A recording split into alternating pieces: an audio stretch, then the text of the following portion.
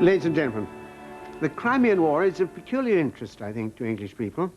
It was the only European war that Great Britain took part in the 19th century, between the Battle of Waterloo in 1815 and the Battle of Mons in 1914. It was also, incidentally, the first war that left behind it memorials to the ordinary soldiers who were killed and not merely the generals who led them. Perhaps an indication that it was, let's say, in a sense, a popular war, that certainly public opinion in England and to a lesser extent in France had a great deal to do with it. Governments were pushed into war as much as they led into war. The actual beginning of the war, the beginning of the conflict, was a rivalry between two sets of monks in Jerusalem over the keys to the holy Christian places. France backed the Latin monks and Russia backed the Greek monks. Well, as it was the Turkish government that had to allot the keys, both France and Russia put pressure on Turkey. France sent a battleship through the Straits to Constantinople, and the Latin monks got the keys. Then Russia sent an army to the frontier of Turkey, and the Latin monks lost the keys, or some of them. The tension was mounting, each of them putting on the pressure, and each country beginning to suspect the other. By this time, it was commonly accepted in England and France by the governments and by many people too, that Russia, this tyrannical power, was hoping to overthrow Turkey and to establish control of Constantinople. Whereas on the other side, the Russians were quite convinced that England and France were hoping to close the straits, make it impossible for Russian trade or Russian ships to get out into the Mediterranean. A competition of suspicion, both lots of suspicion, mostly unfounded, though there's always a tiny element, of course, of justification as well.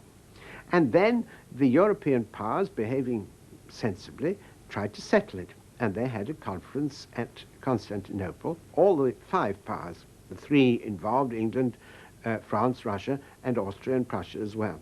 And they reached an agreement, something which would satisfy the Russians, a legitimate Russian protectorate over the Greek Church without interfering with the sovereignty of Turkey. But something went wrong, and it's been well said that the Crimean War was caused by the fact that there was a telegraph line from most places to Vienna, but no telegraph line from Constantinople to Vienna, because the five great powers all agreed, that's it, we've done it. But they couldn't ask the permission of Turkey because they couldn't get to Turkey in time over the wires. It took something like a week or 10 days to get a message. When the Turks saw this, they said, won't do at all. This deprives us too much of our sovereignty. Took another 10 days for the message to come back. By this time, Russia felt thoroughly cheated. The Russians had agreed to what the other powers of Europe insisted on, and now they were told they couldn't have it. They therefore moved an army, a stronger army, up to and even across the Turkish frontier. Then something quite extraordinary. Turkey, the weak power, the power that was supposed to be on the brink of dissolution, declared war on Russia and moved the Turkish army up against Russia, although there was no fighting. Well, the war had, in a sense, started. It had started without any serious consideration of what was at stake.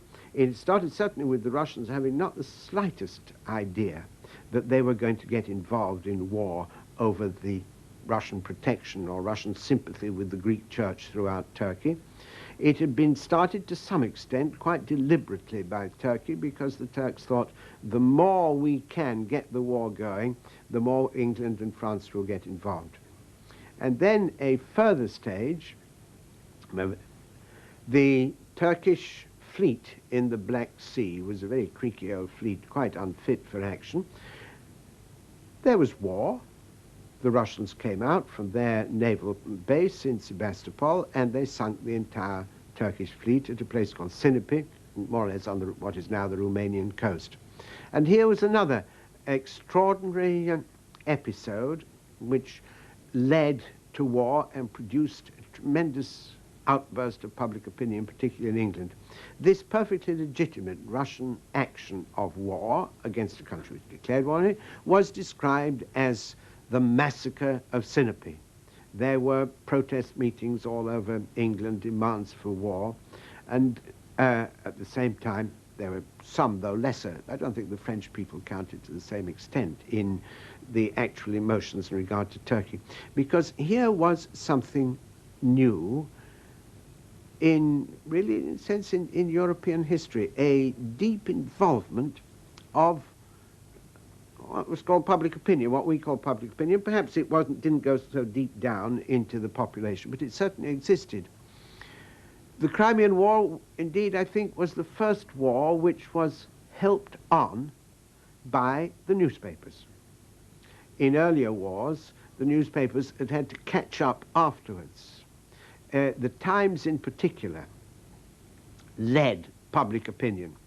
And public opinion was led to believe that Russia was not merely seeking to encroach on Turkey or to destroy Turkey, but was seeking to be the tyrant of Europe.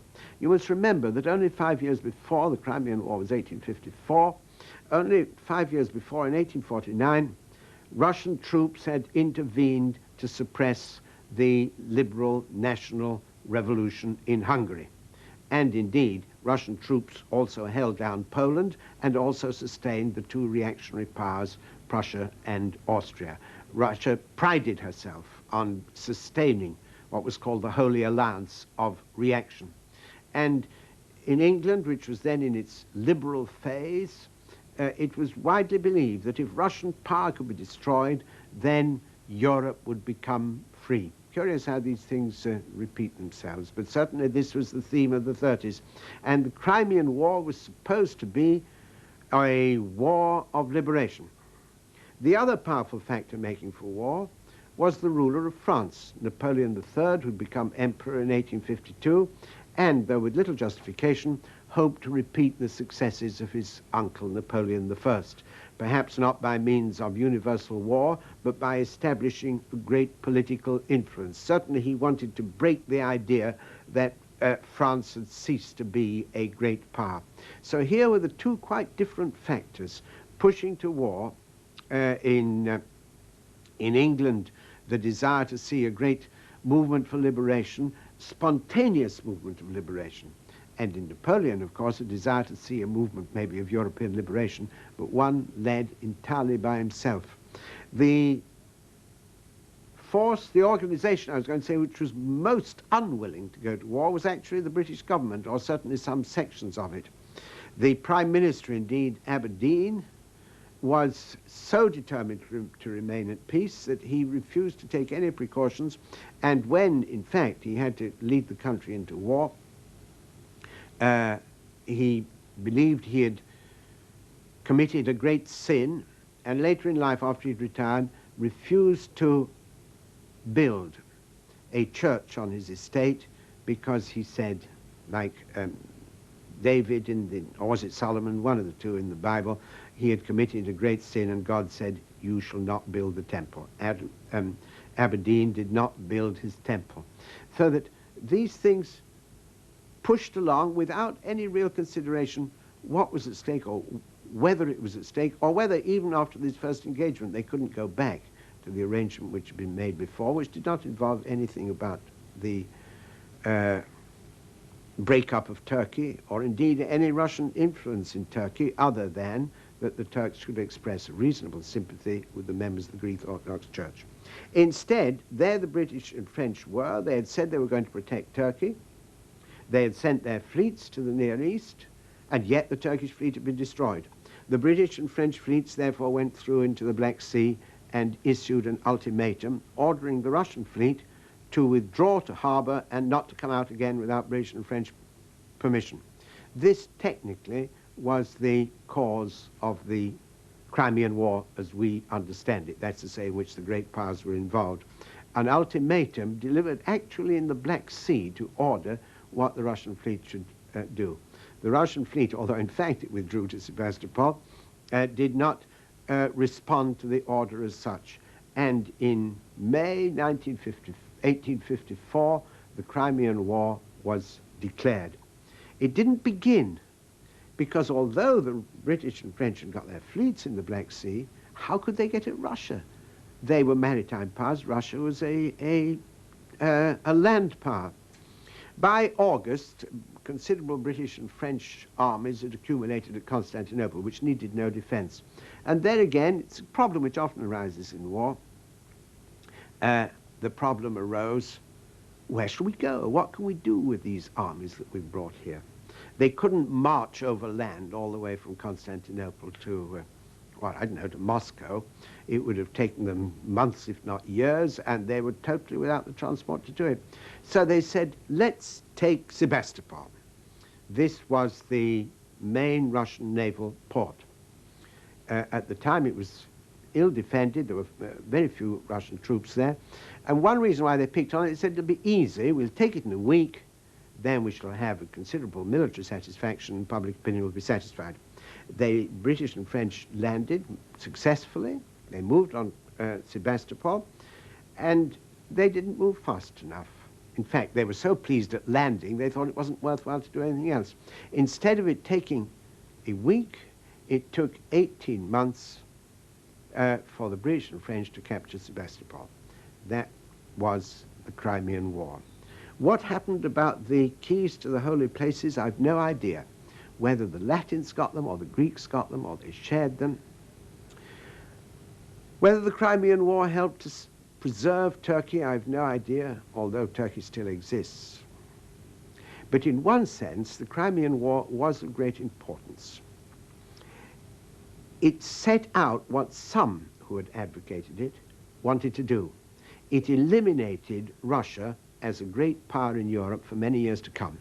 You could argue that until the outbreak of the First World War, indeed I would argue that until 1941, nearly 100 years, Russia did not count in Europe to anything like the sense that she'd counted before the Crimean War.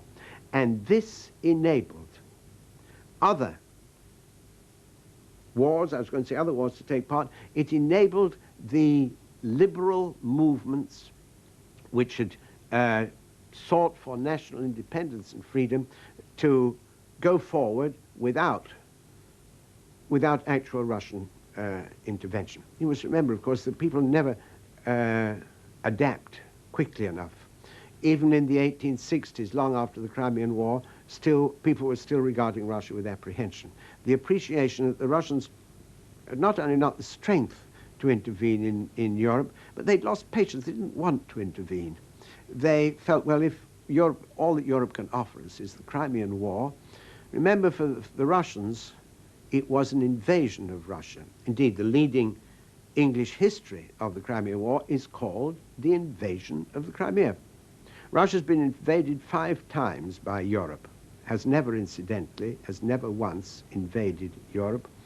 And the Crimean War, I suppose, of the 5, was the most successful in its limited way. So that the whole balance, not so much military, but political, was changed. The conservative, the reactionary powers which stood in the way of German nationalism and Italian nationalism were now very much on the defensive.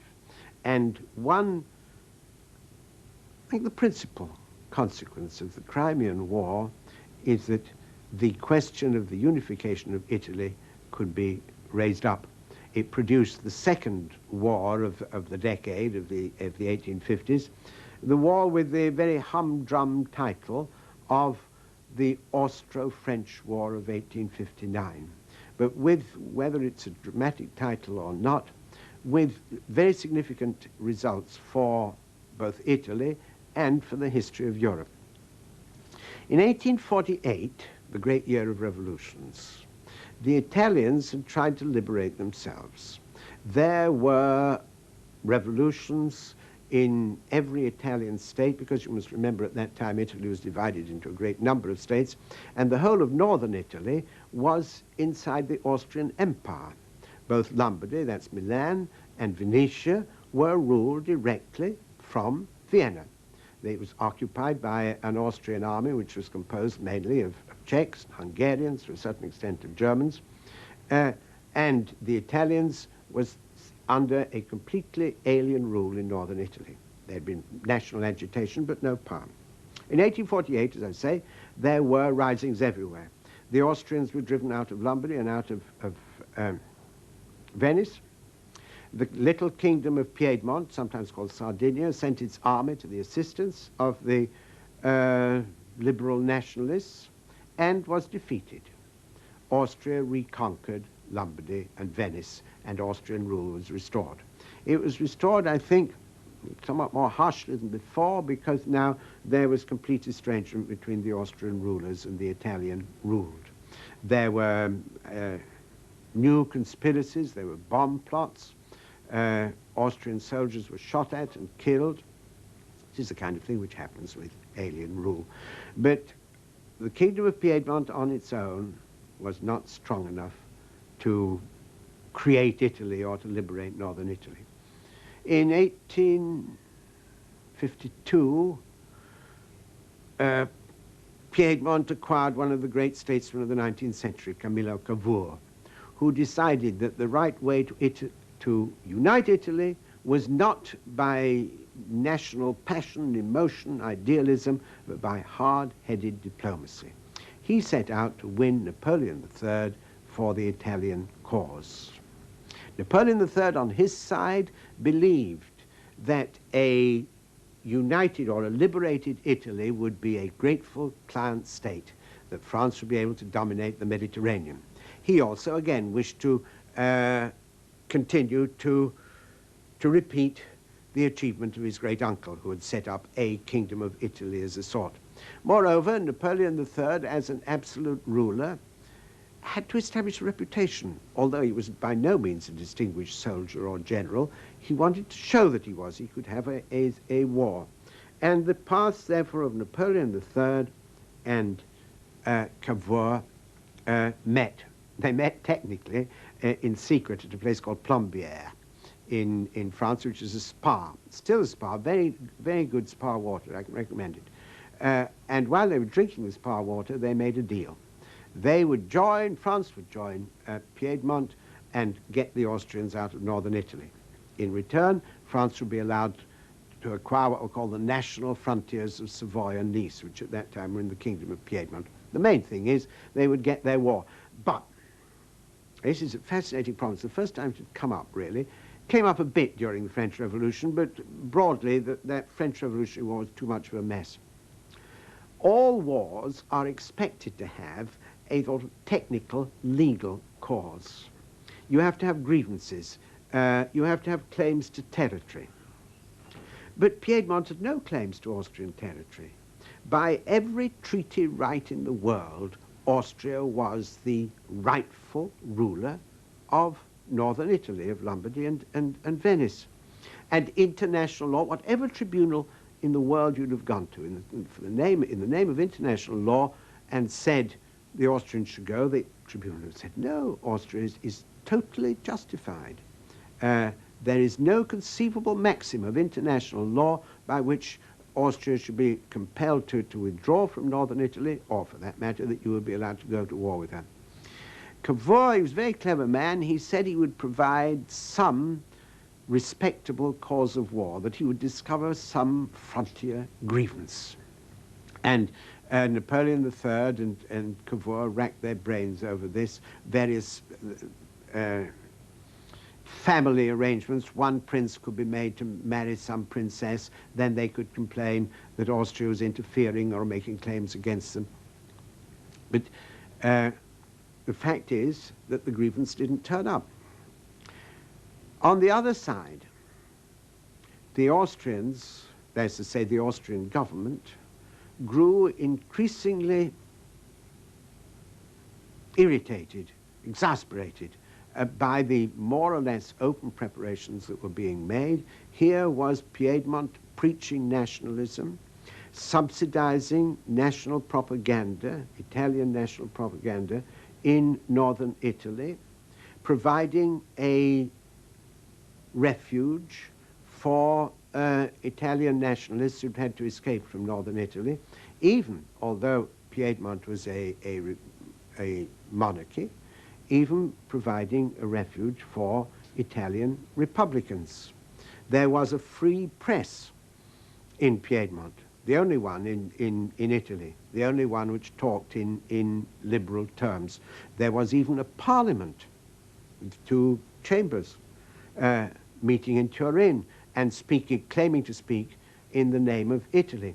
This was very exasperating for a great imperial government, a prestige of hundreds of years, a government which was now being challenged by a most miserable little jumped-up state, or so it appeared, and with the implication that not only was Austrian government inadequate, tyrannical, which it wasn't by any means, it was easygoing and negligent on the whole, but certainly it wasn't Italian in character, but that where the Austrians had thought all along, because they had legitimate right behind them, that they were the moral party, it was now being suggested that for an empire to contain, to rule over people of a different nationality was actually immoral. Now, of course, this was particularly dynamite for the Austrian Empire because all its nationalities, all its territories really were non-national. The emperor didn't belong to any nationality. His statesmen didn't belong to any nationality, though most of them spoke German. They were above nationality. And once you raised the cry of national rights and national freedom, the Austrian Empire might well break up, as happened indeed in 1918, for exactly this reason. The Austrians therefore felt that they must not only stand out against these national claims, they must get their blow in first. This is a fascinating paradoxical thing. Austria couldn't conceivably gain by war. Austria couldn't annex Piedmontese territory. That would give her more discontented Italians.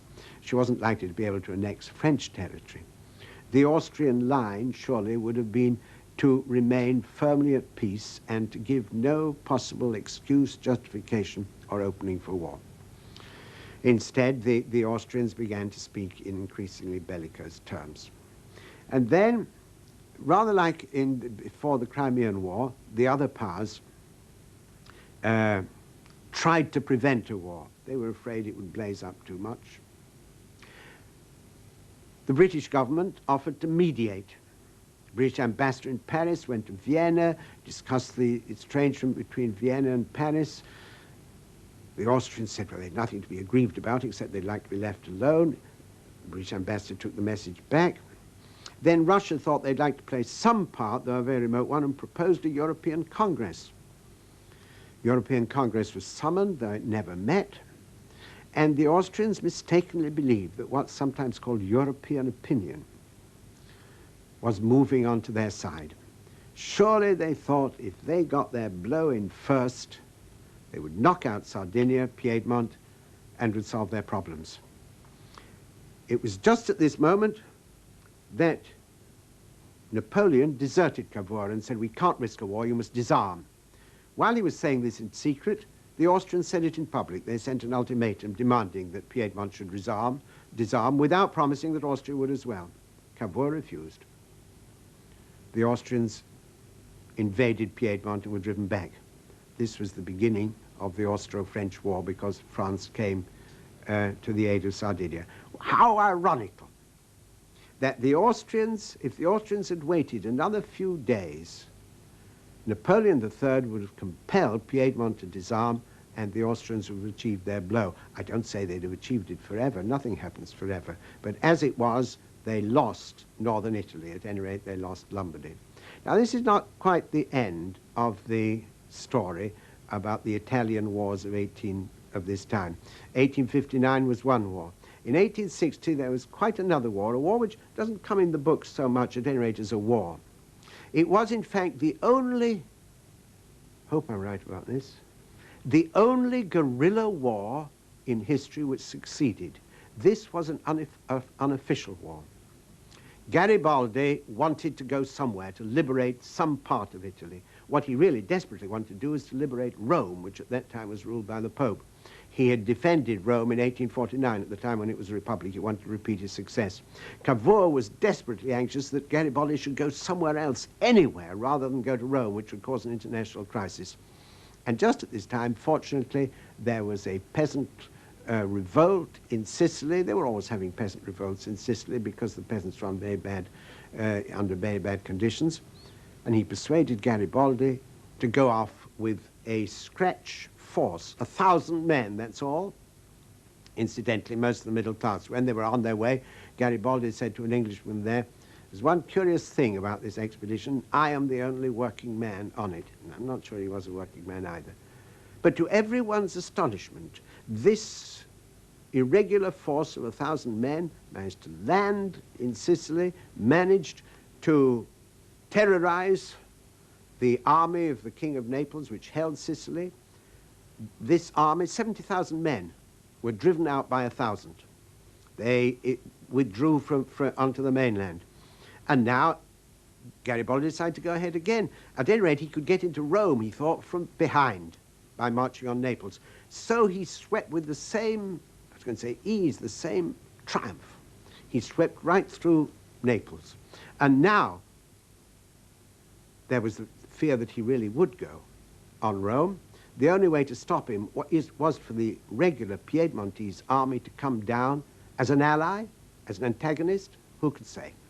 It advanced down through Italy and encountered Garibaldi just when he was preparing to march on Rome.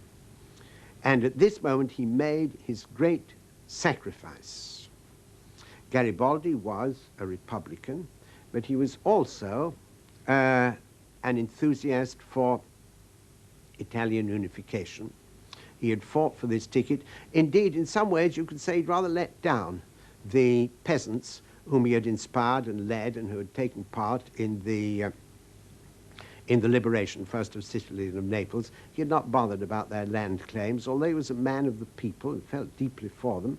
Yet, at the same time, the thing which was absolutely dominant in his mind was unification.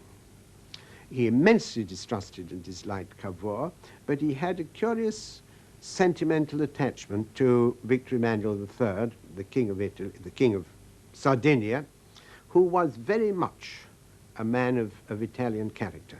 And at this dramatic moment, in those days, you know, generals actually went around on horseback and met each other on horseback.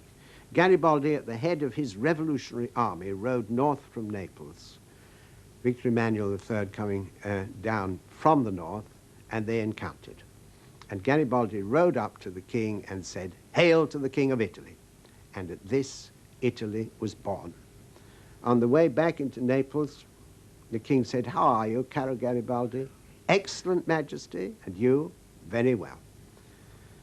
Victor Emmanuel asked Garibaldi what he'd like. "I'll make you a duke, give you a great estate." Garibaldi said, "All I want is a bag of seed corn for my farm at Caprera." And with that, he went back to his little farm. Such are the things which make Garibaldi the most wholly admirable man in modern history.